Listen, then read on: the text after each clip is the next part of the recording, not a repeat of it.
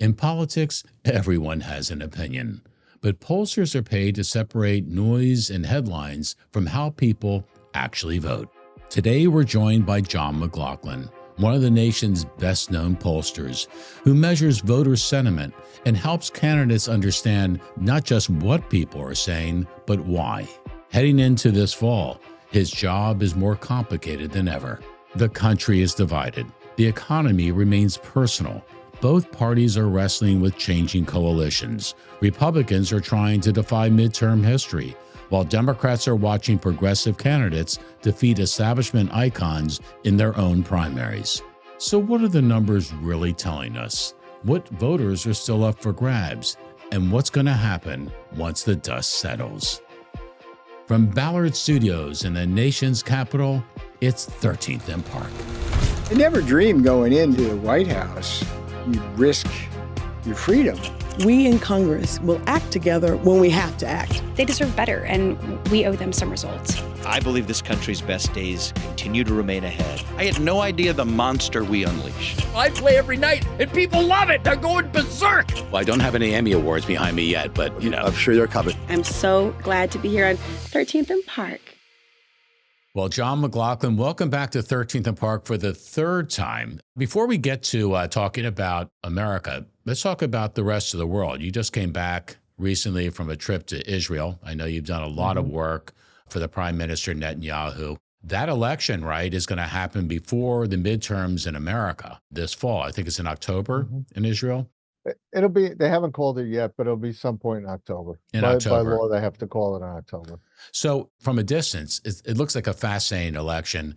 And once again, John McLaughlin, you're right in the middle of history, right? Obviously, this election will have a lot to do with perceptions about the judgment of the here and now and where we are in the Middle East and with Israel. Netanyahu obviously has drawn what seems to be, at least on paper, a very credible contender in the General Eisenkot, who lost his son in Gaza. What can you tell us about what that election may mean in terms of the advance in the Middle East towards something more peaceful and safe? I just take polls. And I've been fortunate to work for the Prime Minister since 2003. And at the same time, I'm fortunate to do the polling for Donald Trump when he started considering to run for president all the way back in 2011, advising him to up and through his 3 election campaigns. And I mean, when you think about President Trump, once in a while at these rallies, he'll say he had better numbers than Lincoln and Washington, to which my phone blows up.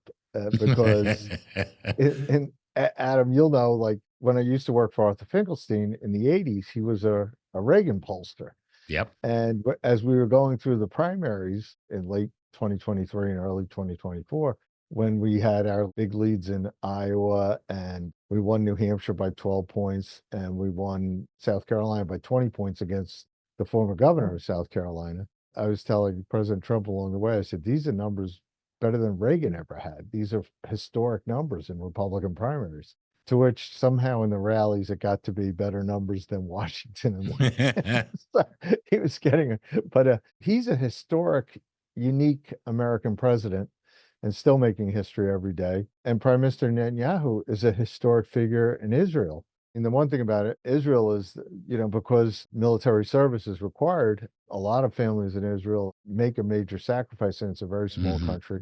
And security is always the top concern. And you've got basically with Iran, the one thing I've seen in my American surveys, and we published this in our April national survey, 61% of all Americans think that if Iran got a nuclear weapon, they would use it against the United States and their allies. And for those of us who have friends and family in that theater that we pray for every day in the military, that they're successful, because we have an all-volunteer military. You have friends and family there who are doing heroic things every day. And when you're just a pollster and you see those kinds of numbers, you realize how important it is that we have leaders like President Trump and Prime Minister Netanyahu. The winners of elections get to be really important, because if those leaders were not there right now, Iran would have a nuclear weapon and the world we'd be in would be a very different world. It's a very difficult thing, obviously, for Americans looking on, because a lot of Americans feel they're paying the price what's happening in the Middle East. The Strait of Hormuz has now become a piece of geography that I think people in Peoria, Illinois are very familiar with. So what do you think about American patience today to get the things done, not just in the Middle East, but across the board here at home, that will have lasting impact on our families and for generations to come? I mean, again, I go back to the families that are, sacrificing. You have people in our Navy on those aircraft carriers, men and women who have not set foot on land in a year because of the situation. When you think about their sacrifice, I mean, granted, Americans, we don't like the fact that we're paying $4 or $5 a gallon for gas, and it's now with the Strait of Hormuz open, it's plummeting. It'll go down further. Thank God for President Trump that he's unleashed America's potential as far as producing oil, that we are now the world's biggest producer of oil and gas. And if we hadn't been in that position, we'd be held hostage by these terrorists. So it's temporarily, there's an inconvenience to people, but inflation is still low. The economy is still growing. And Americans want to continue that. As we've just celebrated our 250th anniversary, we're fortunate to be citizens of the greatest country in the world. And President Trump's goal is to make sure that we continue to be the greatest country in the world. So there's no dissension when that comes, but partisan, political-wise, yep, there's definitely, there's an equilibrium between what I call the old Obama coalition and the Trump coalition. And now in the midterms, you're going to have 2018, we had 118 million people come out. 2022, you had 112 million people come out. You and I worked midterms together. And we worked, by the way, remember when we worked for Bruce Blakeman in Nassau County? Oh, yeah, sure. He's now the popular county executive who wins in a Democrat county. And now he's running for governor against Kathy Hochul. And it seems that Zora Mondame seems intent on making sure we lose too. But he's going to do better than people expect. And I expect he'll be a surprise upset because of what's going on in New York. I mean, if you watched Zora Mondame's speech recently about America, it was really dark about the way he looks at American history. But he has a very different worldview, and he's now the tail wagging the dog inside the Democrat Party, not just in New York State with Kathy Hochul, but with also Democrats across the country. So this is another high stakes election where we have to, in a lower turnout, we have to make sure those 77 million people that voted for Donald Trump come out as high proportions as the Harris voters might come out, or even higher, because the stakes, as President Trump's speeches were about, we've got a decision to make because you've got these big government socialists who don't share our values, who definitely want to take over our government and tell us what to do. And we don't like that idea. So are you starting to find sleeper issues in the midterms that could really make a difference? Because we're looking at control of the Senate, which is a major, major battleground. And there are at least half a dozen states, if not more, that are truly in play, maybe to be decided by a point or two or less. What are those sleeper issues, you think, John? And is it a matter of communicating message about those issues that will determine who prevails and who doesn't? First of all, when you talk about those sleeper issues, I think the biggest sleeper issue is the Democrats themselves, because right now they're trying to make it all about Trump.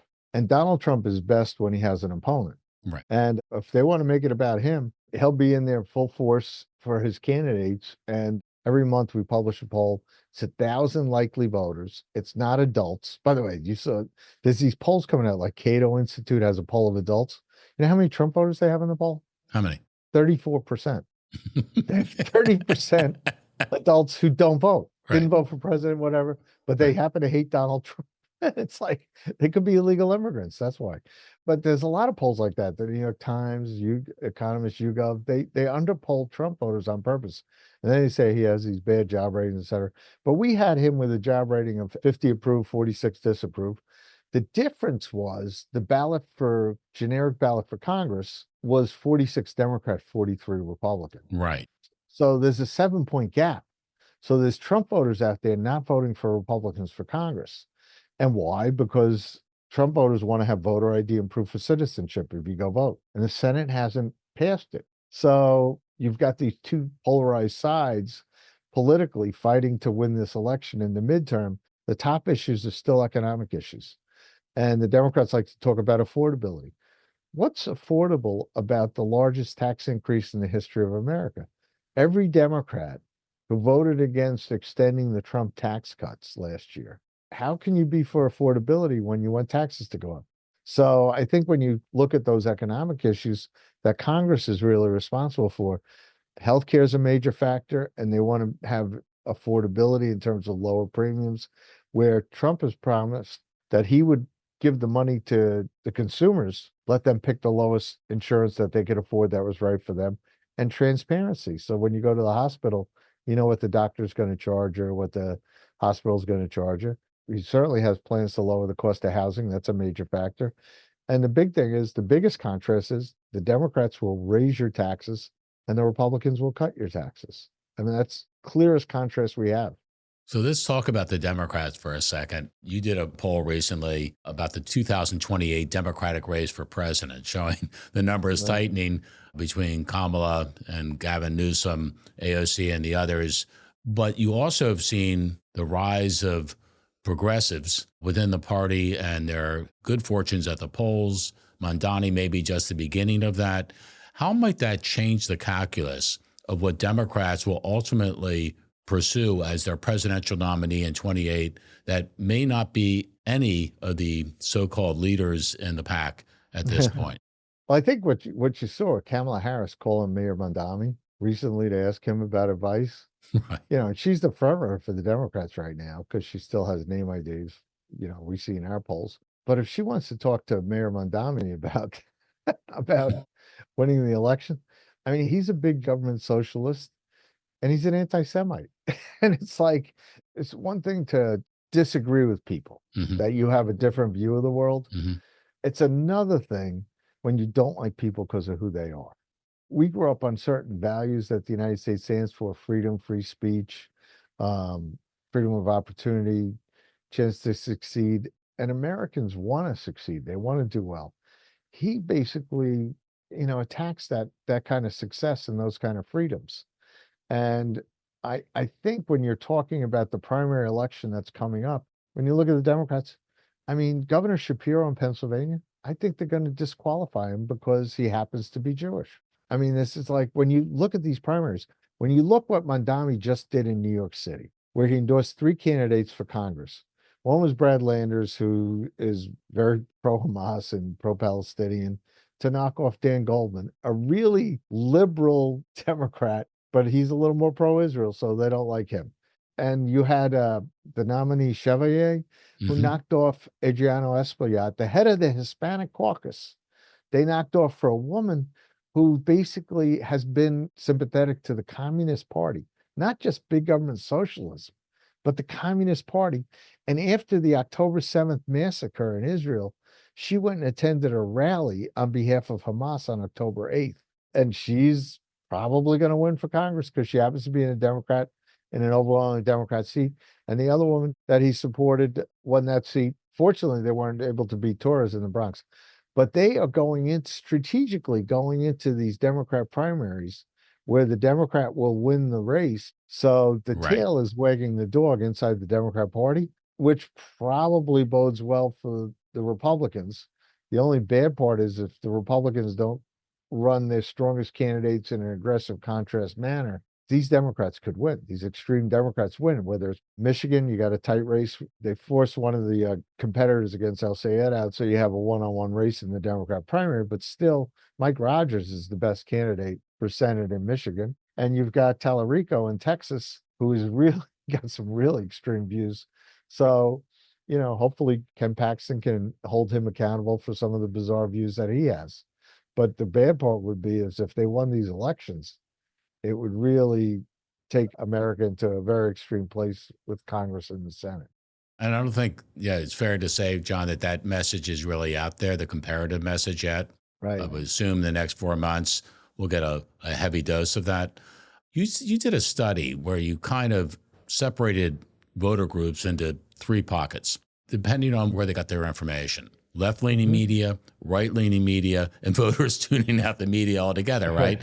Which leads to a not so inconceivable idea that people come to different conclusions on the same data, but the data they're getting is different depending on where they're getting it from, right?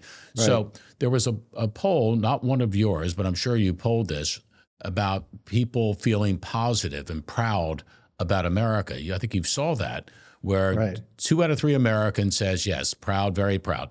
But along partisan lines, the majority, a clear majority of Democrats, not proud, independents split, and Republicans immensely proud. If we can't be proud about the country, how is it we can unify as a nation around a core set of principles to pursue common interests without there being, partisan rancor, finger pointing and blame as opposed to progress? Well, by the way, you and I, we're older at this. You look a lot younger than me, but we've been around since the Reagan days. And President Reagan said, freedom is only one generation away from, some sort of totalitarianism or et cetera. And when you look at where America is right now, we have to keep emphasizing those values that make us proud. The key thing is the values and ideals that we all share as Americans continue whether we go from this election to the next election. We have to protect our democracy in terms of honest elections. We have to, at the same time, protect our freedoms that are in the Bill of Rights: freedom of speech, freedom of religion, freedom of association. We've got to protect those things. And people who, think socialism is a good idea, they like big government, and big government doesn't get along with those values. So it's an important time, like to go back to my point about Reagan, is we have to keep, reminding people what these values are and why this country is so great. It's because of those values, the people in it, and we want to continue that success, and those values have to continue.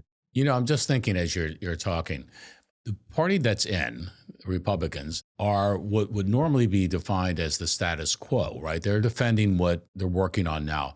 And the challengers are all into the change message. And yet you have an administration and a party that's fundamentally built on reform and change. And that's what they're trying to do at like lightning speed every day. Could that kind of unusual circumstance maybe upset the normal predictive tables, where history would suggest that in the first midterm, as you know, the party in power usually has a tougher time holding on to, seats in an environment, John, that has become very anti-establishment. The Democrats are proving that on their end, anti-institution, all of which is a thirst, I think, for Americans to find something they haven't yet found, but they want people out there trying to find just that. I think you're right. And the ironic part is we always try to change for the better. And just as Donald Trump represented change, there's good change and there's bad change. And although a lot of these extreme Democrats who don't like Trump, their idea of change is unpopular, whether it's government-run healthcare or whether it's higher taxes, whether it's open borders, going back to that. Those are really unpopular ideas with the majority of Americans. And I think we should welcome the contrast. The Republicans, that midterm convention in Dallas in September will be very important for the Republican Party to frame the election. The other part, too, is I think we're going to have to not go through the mainstream usual legacy media because they've lost credibility. They don't seem to be accurate, let alone tell the whole side. So I think people need to get the facts, which is why your podcast is doing so well, because people need to go to media that informs them about, both sides so that they can make an informed decision on the election. Well, John, I want to say that's what makes you so smart. That last comment about the new media. Then again, you are a member of Mensa, which I didn't know, by the way. I actually saw a bio. For some reason, I said, is there anything about John McLaughlin I don't know? I saw member of the Society of Mensa. I was very, very impressed, okay? And I'm thinking, I knew he was smart, but not that smart. Well, I don't know. It's like working with you was the smartest decision I made over the years. That some of those upset elections, you and your father, they were great elections. And fortunately for us, we get to work for very smart people who do the right things. And hopefully your listeners and viewers benefit from this. But that's what's great about the 21st century is there's so much technology to get out the right information, and people are hunting for the truth. They do look for the truth. Well, you come from the Arthur Finkelstein School of Campaign Strategy and Philosophy. He was one of the ultimate legends in the field. You worked for years with Tony Fabrizio, who was also one of the president's favorite pollsters. But more than anything, when I talk about you, and you and I have gone through a lot of political battles with each other, not against each other.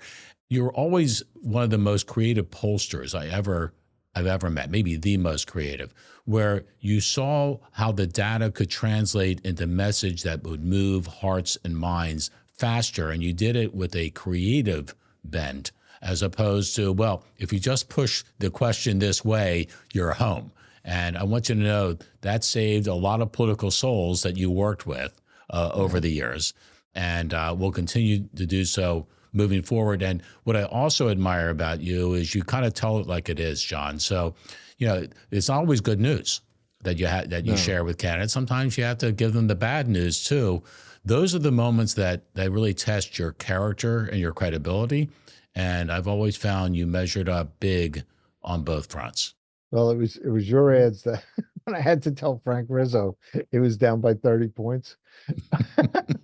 It was your ads that put him ahead, and he won the last race. Yeah, but so, he didn't believe us. He believed your numbers that said if we went a certain way. No, and Frank Rizzo, he wanted to call every voter that I polled, and I wouldn't let him.